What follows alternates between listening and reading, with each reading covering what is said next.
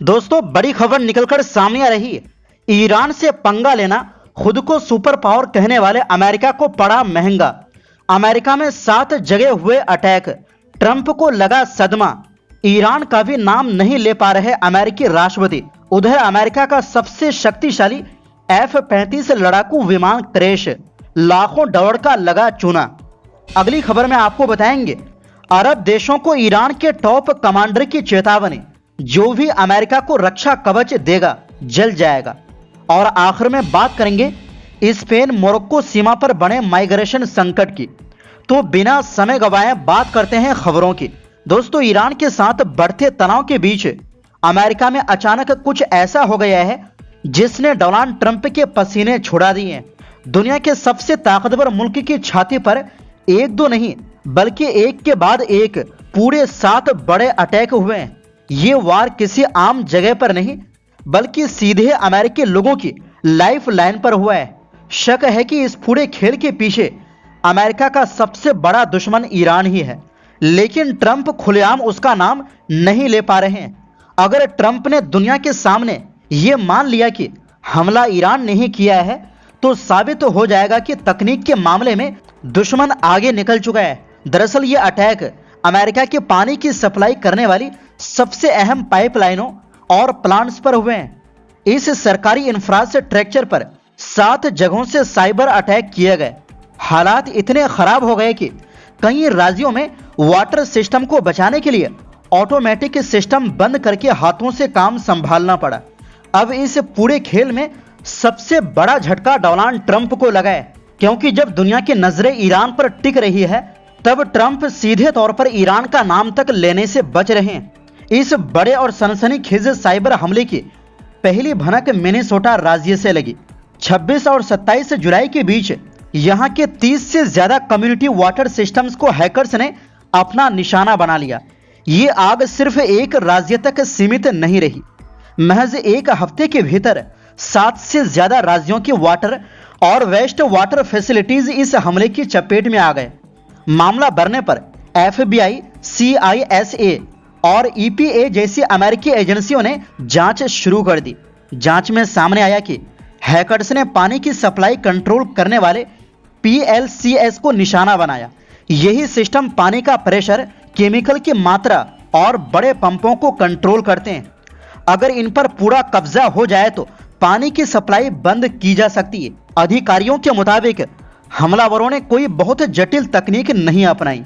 उन्होंने सिर्फ इंटरनेट से जुड़े और कमजोर पासवर्ड वाले सिस्टम तलाशे और वहीं से घुसपैठ की।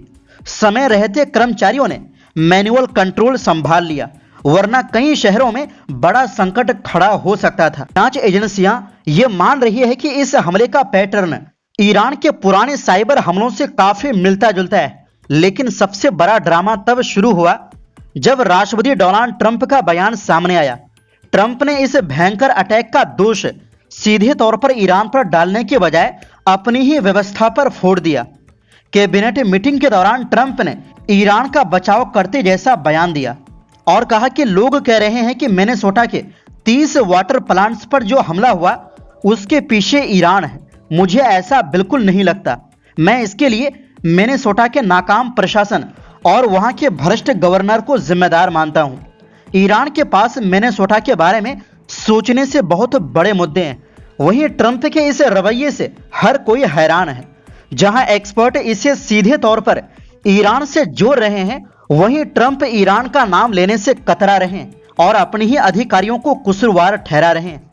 इस पर मिनेसोटा के गवर्नर टिम वाल्ज ने पलटवार करते हुए कहा कि ट्रंप को अच्छी तरह पता है कि हमलावर कौन है, लेकिन वो सच्चाई का सामना करने से भाग रहे हैं। वहीं दूसरी ओर दोस्तों, अमेरिका के सैन डिएगो में शुक्रवार सुबह मरीन कॉर्प्स का F-35B fighter jet Miramar airbase के पास क्रैश हो गया। हादसे के बाद विमान में आग लग गई, जिसे दमकल कर्मियों ने बुझा दिया।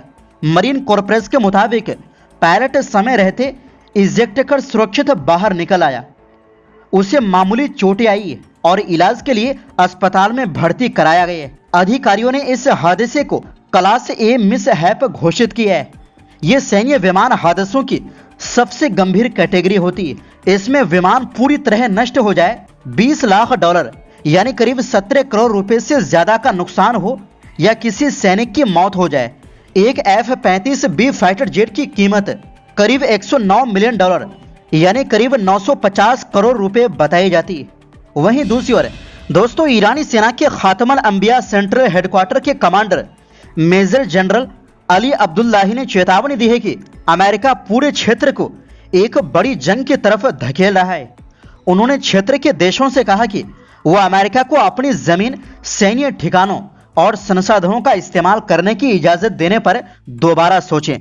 अली अब्दुल्लाही ने कहा कि हाल की जंग में अमेरिका ने दिखा दिया कि अपने मकसद पूरे करने के लिए वो किसी भी हद तक जा सकता है। उनका आरोप है कि अमेरिका मुस्लिम देशों के हितों और उनके संसाधनों की भी परवाह नहीं करता।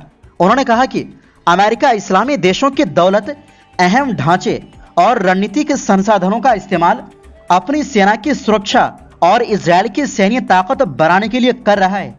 उनके मुताबिक क्षेत्र के देशों को समझना चाहिए कि अमेरिका उनके संसाधनों का इस्तेमाल अपनी रक्षा ढाल के तौर पर कर रहा है। ईरानी कमांडर ने दावा किया कि ईरान की सेना और रेजिस्टेंस फ्रंट ने यह साबित कर दिया है कि अब मध्य पूर्व में ताकत का संतुलन पहले जैसा नहीं रहा और हालात बदल चुके हैं। उन्होंने कहा कि ईरान के खिलाफ अपने मकसद पूरे करने में नाकाम रहने के बाद अमेरिका और इजरायल अब क्षेत्र के दूसरे देशों में मौजूद सैन्य ठिकानों का इस्तेमाल करके हमले कर रहे हैं। उनका आरोप है कि इसकी कीमत आखिरकार उन्हीं देशों को चुकानी पड़ रही।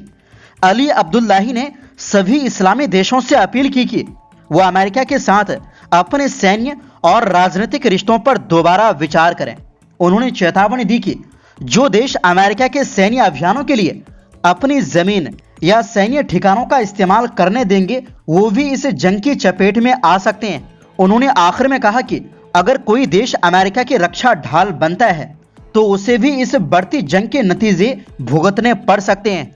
और इसी बीच दोस्तों, ईरानी सेना के प्रवक्ता ब्रिगेडियर जनरल मोहम्मद अकरमी निया ने कहा है कि ईरान के ड्रोन में इतनी लंबी मारक क्षमता है कि वो कब्जे वाले फिलिस्तीनी इलाकों यानी इजरायल तक पहुंच सकते हैं। उन्होंने ये भी बताया कि ईरानी सेना ने हाल ही में नए तरह के ड्रोन अपनी सेना में शामिल किए हैं। हालांकि इन ड्रोन की पूरी जानकारी आने वाले दिनों में आधिकारिक तौर पर जारी की जाएगी।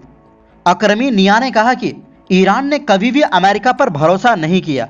उनका कहना है कि समझौते के दौरान भी ईरान लगातार अपने हथियारों को और आधुनिक बनाता रहा और अपनी सैन्य ताकत बढ़ाता रहा। और वहीं दूसरी ओर दोस्तों, स्पेन और मोरक्को की सीमा से बड़ी खबर सामने आ रही है। स्पेन के गृह मंत्रालय के मुताबिक गुरुवार से स्पेन के शहर सियूटा में पहुंचे करीब 50,000 प्रवासियों में से 48,000 से ज्यादा लोग शुक्रवार दोपहर तक वापस मोरक्को लौट चुके हैं। स्पेन की समाचार एजेंसी के अनुसार शुक्रवार दोपहर तक हर मिनट करीब 150 प्रवासियों को सियूटा से वापस मोरक्को भेजा जा रहा था। हालांकि इतनी बड़ी संख्या में लोगों की वापसी के बाद भी हजारों प्रवासी अब भी सियूटा के अलग अलग इलाकों में फंसे हुए हैं और उनके पास जाने के लिए कोई साफ जगह नहीं है। रिपोर्ट के मुताबिक शुक्रवार दोपहर सैकड़ों प्रवासी खुद भी सीमा की ओर लौटते दिखाई दिए। इसकी वजह स्पेन और मोरक्को के बीच बना वापसी समझौता बताया जा रहा है। तो फिलहाल के लिए इस रिपोर्ट में बस इतना ही।